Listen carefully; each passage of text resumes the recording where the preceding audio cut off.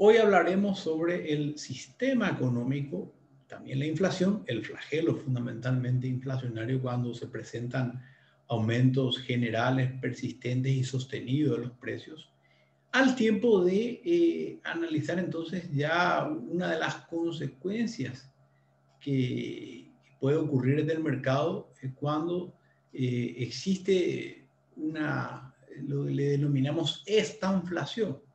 Se estanca la economía con aumento de precios y los impactos en este caso entre los productores, incluso en el sector agrícola. Vamos a analizar el caso de la soja en Paraguay y los rendimientos decrecientes, ¿verdad? A continuación, una pequeña gráfica que ya también les compartía al respecto, ¿verdad? Primeramente vamos a definir al sistema económico. Entonces, ya habiendo analizado a primera hora la palabra, sobre todo sistema, ya entendiéndola como un conjunto de procesos y de acciones que se vienen encadenando, ¿verdad? Tenemos un sistema, por ejemplo, usamos la palabra sistema para definir al sistema informático, para definir al sistema productivo, el sistema de tránsito y a la economía como sistema económico, que tiene que tener tres elementos fundamentalmente: recursos productivos.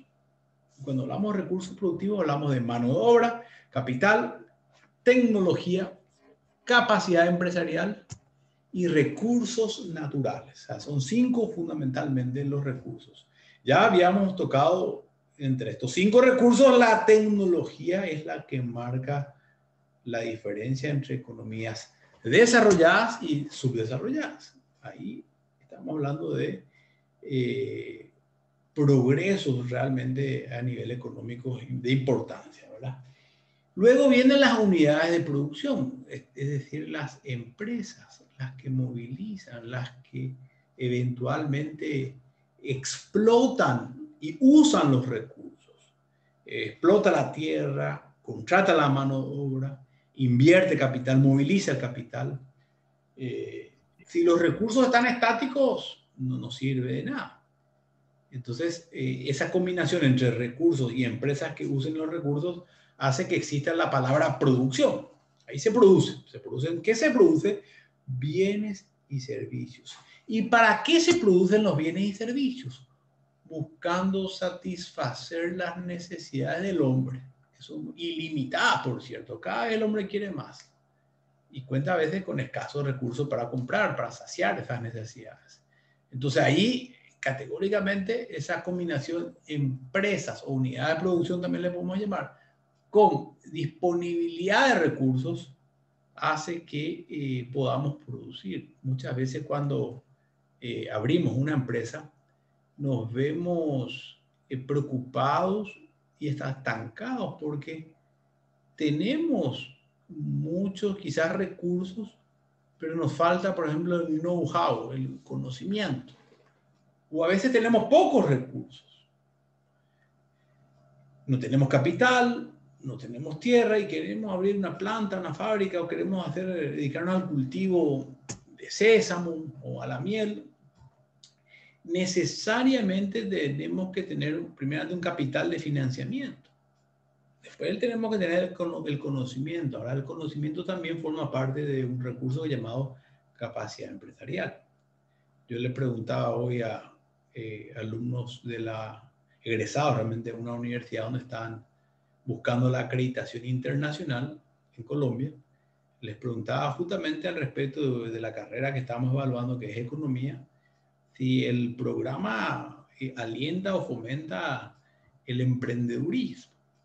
¿De qué nos sirve seguir una carrera y quizás no tener un trabajo de tesis o tesina al final, un proyecto, un plan de negocio desafiante como para impulsarnos y saber hacer proyectos o planes de negocios al final de la carrera, ¿verdad? Ustedes lo van a hacer después en quinto año, ¿verdad?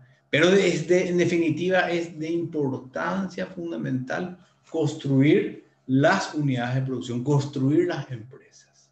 O, naturalmente, los que son visionarios pueden contratar a los mejores asesores, naturalmente, que puedan, y la habilidad fundamentalmente del profesional universitario del licenciado en comercio exterior o del licenciado en administración, por ejemplo, del economista, la habilidad fundamental es saber administrar estos recursos, lo que está arriba.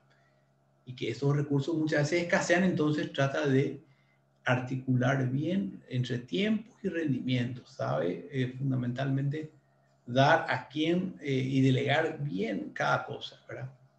Ahora, si ya tenemos recursos y ya tenemos empresas, ya podemos coincidir que existe y funciona correctamente, óptimamente un sistema económico. La respuesta es no. Para que se configure finalmente un sistema económico como tal, necesitamos un conjunto de instituciones de control que velen por el funcionamiento global de la economía. Estas instituciones son del Estado, dependen del gobierno y generalmente, bueno, en países serios funcionan realmente como medidas de control para recaudación fiscal, para regulaciones de leyes ambientales. En países no tan serios, lastimosamente se prestan a flagelos como la coima, corrupción en general. Pero bien o mal, hay una necesidad que existan instituciones que puedan controlar. En los Estados Unidos hubieron dos grandes crisis y la causa prácticamente es la misma. La falta de control del Estado sobre la economía, específicamente sobre el mercado bursátil, en la bolsa de valores. El Estado hizo casi oídos sordos, la vista gorda, al problema que ya se venía aconteciendo de la burbuja financiera en los Estados Unidos. Paraguay también tuvo su burbuja financiera en el año 95 y existía una superintendencia de bancos muy débil en aquel entonces. Naturalmente hubieron numerosos ahorristas estafados que ya no pudieron recuperar su capital. Trajo una consecuencia nefasta para la economía. Dio pie a que las cooperativas crezcan porque muchos bancos desaparecieron y perdieron confianza. Entonces el mercado se volcó a confiar en las cooperativas de ahorro y crédito. Tal es así que aparecieron con fuerza las cooperativas universitarias, Comisipar, entre otras, ¿verdad? Y hoy podríamos decir con firmeza que Paraguay es uno de los países más cooperativizados del mundo. Hacen patria las cooperativas sin lugar a dudas, ¿verdad? Muchas veces hay competencias quizás un poco desleales hoy día con los bancos, pero de todas maneras, desleales digo en el sentido de que hay algunas prohibiciones que se le dan a la cooperativa, pero de todas maneras hacen patria y procuran hoy día marcar su presencia en cuanto a, por ejemplo, subsidios y solidaridad, contribuyendo al desarrollo social. Eso debe ser muy valorado por los gobiernos, ¿verdad? Por las instituciones de control, ni qué decir, ¿verdad? Entonces, reitero, para que se tipifique un sistema económico es necesario que existan y funcionen estos tres elementos: recursos, empresas e instituciones. Clave fundamental, ¿verdad? Ahora bien, y cuando hablamos de flagelos como la inflación, que les compartía un artículo hoy, ¿quién tiene que velar por el tema de la inflación? Primeramente, ¿a quién le perjudica la inflación? Le perjudica a las familias, a la población económicamente activa, es decir, que es el recurso, la materia prima fundamental. Y también, eventualmente, les perjudica a los motores de la economía, que son las empresas, unidades de producción. Más que nada, si las instituciones de control no fiscalizan este problema de la evolución de precios, y el Banco Central, en este caso es la institución a cargo de controlar la circulación de billetes y monedas, buscando justamente mantener a raya la tasa de inflación. Si el Banco Central no hace su trabajo, naturalmente se puede subvertir el orden económico general y se pueden presentar procesos inflacionarios tremendos, como lo que está ocurriendo hoy en Venezuela, como le ocurrió a Bolivia en los 80, a Argentina a principios de los 90. Y claramente esto tiene que constituirse en una política económica seria por parte de los gobiernos. Paraguay ha sabido mantener su inflación a raya en los últimos, sobre todo 20 años. Con los diferentes gobiernos, presenta un nivel hoy de endeudamiento ya de moderado a alto ciertamente, pero todavía no llegó al nivel alarmante como sí lo llegaron otros países, Perú, México, Colombia, Argentina. Nosotros, dentro de todo, todavía la deuda es administrable, pero vamos a depender mucho de lo que pueda ser objeto de negociación con el Tratado de Itaipú, a fin de poder tener mayores recursos para pagar, ir pagando de a poco la deuda. El problema fundamentalmente se presenta, y ahora vamos a hablar un poco de estos tiempos de pandemia, cuando hay procesos inflacionarios y también hay recursos firmes. En este caso, puede existir una crisis económica, puede existir una sequía, puede existir una situación estática que nos impida aumentar progresivamente la producción. Esto ya lo tuvieron que haber desarrollado, solo que ahora la idea es analizarlo a profundidad, ¿verdad? Recordemos, la curva de frontera de posibilidades de producción puede presentar aumentos productivos cada vez en menor proporción, ¿verdad? Este era el ejemplo. El primer año pudo haber crecido bastante, después creció pero más o menos, y después fue creciendo cada vez en menor proporción, hasta el último año ser nulo o negativo. El caso de la soja. Tenemos una parcela de tierra, estamos produciendo dentro de esa parcela de tierra, pero al final nuestra producción es cada vez menor. ¿Por qué? Porque se presenta la firmeza, en este caso, de un solo recurso. ¿Y a qué le llamamos firmeza de un solo recurso? Al suelo en sí, el desgaste del suelo. El desgaste del suelo. Entonces le obliga prácticamente al productor tener que cambiar las tierras. De lo contrario, por más capital, tecnología, mano de obra que incorpore, que invierta, por más que inyecte capital, su rendimiento productivo va a ser cada vez menor con relación a los años transcurridos. Y eso ocurre en economía. Eso se le llama depresión. Hoy con la pandemia estamos sufriendo un rendimiento decreciente que en gran medida se explica por la especulación por parte de los agentes económicos. ¿Qué pasa? El ritmo de inversiones decreció y la cantidad de depósitos de ahorro paradójicamente aumentaron. La gente no quiere invertir, sino quiere dejar nomás guardado su dinero y que gane unos pequeños intereses tal vez, pero no se quiere arriesgar. Entonces, en este caso, en el primer caso que mencionaba era la tierra que permanecía fija o firme, estático. En el segundo caso que estoy mencionando aquí es el capital inmovilizado. Entonces, y naturalmente está eso por la situación de la pandemia. O sea, nadie quiere invertir cuando el Estado no te da garantías para nada. Hoy se han cerrado varios locales gastronómicos, yo hasta diría, no digo sin sentido, pero son los que están cumpliendo dentro de sus posibilidades, están cumpliendo con todos los protocolos, ¿verdad? Sin embargo, los informales que están en los barrios, parece, es como que nadie, o no hay un control de estas instituciones que deberían de velar, como mencionaba ayer, ¿verdad? Entonces se presenta el fenómeno de rendimientos decrecientes a escala en economía, y la causa, la firmeza de un solo recurso, en este caso el suelo, el cual se desgasta. Hoy día vemos que el capital está parado y también es un recurso el capital, y es un recurso que presenta una firmeza y el rendimiento económico se vuelve cada vez en menor proporción. Mankiw lo explicaba en su libro, que ustedes ahora tienen el audiolibro, si no lo pudieron escuchar a primera hora, por favor, les ruego a la noche, antes de acostarse o en algún momento de tranquilidad, sí o sí, lectura obligatoria, en este caso, escucha obligatoria, ¿verdad?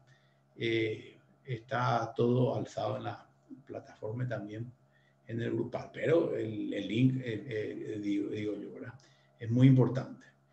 En líneas generales, también este problema de la firmeza de un solo recurso se presenta en la tecnología, cuando la tecnología es obsoleta, se le llama disrupción tecnológica o la famosa tecnología disruptiva. Es decir, la tecnología quedó obsoleta y viene una nueva tecnología que lo pisa y lo reemplaza. Al punto en que, si hacemos una comparación un poquito ya antiguo, nos podemos recordar de las máquinas de escribir versus los computadores, con las impresoras, ¿verdad? Era algo que se venía a venir, por más que las máquinas de escribir, Olympic, por ejemplo, presentó para tratar de competir, presentó su máquina de escribir eléctrica, pero en definitiva seguía siendo máquina de escribir. Hoy Kodak con sus cámaras fotográficas también quedaron hace tiempo ya fuera del mercado, ¿verdad? Y es más, fueron reemplazadas por este tipo de tecnología, que son los smartphones.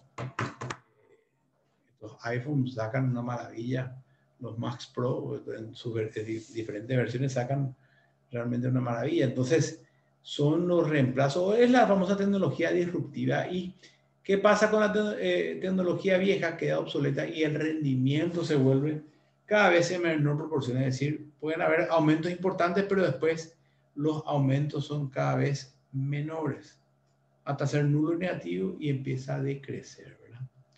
La palabra decreciente no necesariamente significa disminución. Ojo con eso. La palabra decreciente puede ser aumento. Lo que nos dice aquí es un aumento cada vez en menor proporción, año a año, mes a mes. Es la forma en que aumenta o la forma en que disminuye. Lo mismo, no hay que asociar la palabra creciente exclusivamente con el aumento. No, creciente puede ser una disminución. Disminución cada vez mayor. De 20 bajó a 18. De 18 bajó a 15 en 3 ya. De 15 bajó a 10 en 5 ya. Y de 10 bajó a 0 en 10, ¿verdad? O sea, la palabra creciente se lo asocia realmente con aumentos o disminuciones, ¿verdad? Pero nos indica la forma en que aumentan o disminuyen para poder entender bien este concepto de decreciente, ¿verdad? Y la inflación nuestra en Paraguay, entonces ya va a ir concluyendo, se ha presentado en forma moderada a lo largo de estos años, ¿verdad? Ni creciente ni decreciente, sino constante, casi en la misma proporción. Estamos manteniendo 3%, 4% al año, estable.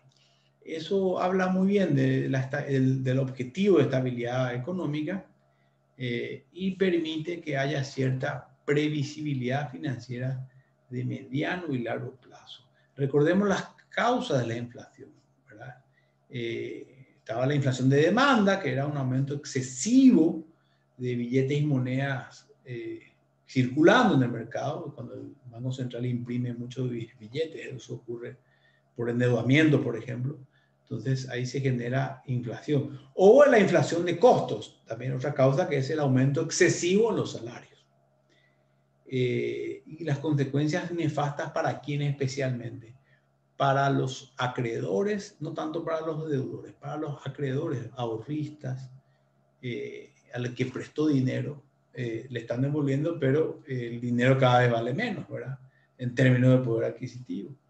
Lo mismo el asalariado, el que tiene ingresos fijos. ¿Qué pasa con el que tiene ingresos fijos?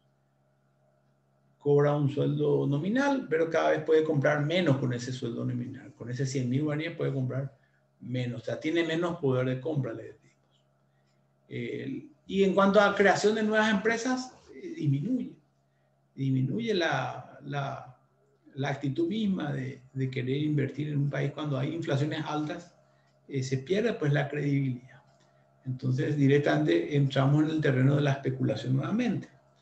Y eso atenta contra la generación de puestos de trabajo. Se subvierte entonces el orden económico general en ese sentido. Muy importante entenderlo, pues, en la medida que yo les vaya pidiendo análisis, la idea es que puedan tener cierta consistencia y hablar con propiedad, naturalmente, al respecto de los problemas económicos, como dice nuestra disciplina, ciertamente, ¿verdad? Hasta aquí llegamos un poquito a lo que es la grabación.